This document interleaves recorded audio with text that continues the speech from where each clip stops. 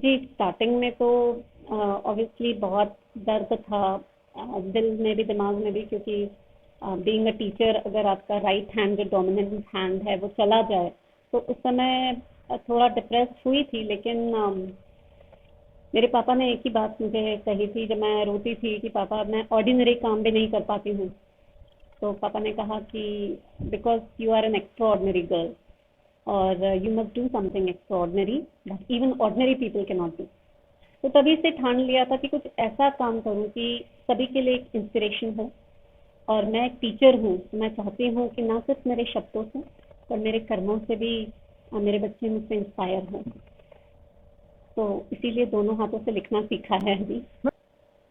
ये बात ये हुई थी कि जब मेरा राइट हैंड ट्रक एक्सीडेंट के कारण बिल्कुल काम करना बंद कर दिया था तो फिर मैंने लेफ्ट से काम करना सीखा, लेफ्ट से लिखना सीखा। और उसके बाद मेरे सर्जरीज पे सर्जरीज हो रही थी और फिर जब मेरे फोर्थ और फिफ्थ सर्जरी हुई तो उस हाथ में कुछ जान आई और मैं धीरे धीरे राइट हैंड से भी लिखने लगी।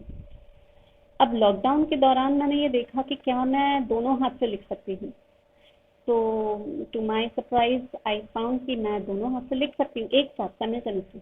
फिर मैंने इसकी प्रैक्टिस की और मैंने देखा कि ये तो पॉसिबल है, बिल्कुल पॉसिबल है कि हम दो हाथ से लिख सकते हैं। हमारे ब्रेन को बस थोड़ा सा आपको एडजस्ट करना पड़ता है बिकॉज राइट ब्रेन और लेफ्ट ब्रेन का कोऑर्डिनेशन थोड़ा सा ज़रूरी होता है।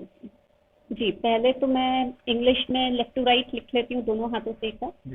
फिर मैं मिरर इमेज लिख लेती हूँ इंग्लिश में।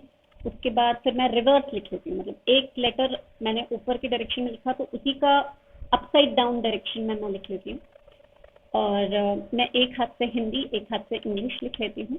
मैं हिंदी में भी यही सब कर लेती हूँ, मतलब कि एक साथ हिंदी में लेफ्ट टू राइट लिखना, फिर उसकी मिरर इमेज लिखना, फिर अलग अलग अल्फाबेट्स लिखना। और ये सबसे इम्पोर्टेंट है कि अगर मैं एक स्पेलिंग में एक हाथ से लेफ्ट हैंड से अगर मैं एक वर्ड एक अल्फाबेट बना रही हूँ उसी टाइम साइमल्टेनियसली मैं दूसरा अल्फाबेट बना दूँ तो लिखने की स्पीड बहुत तेज हो जाती है।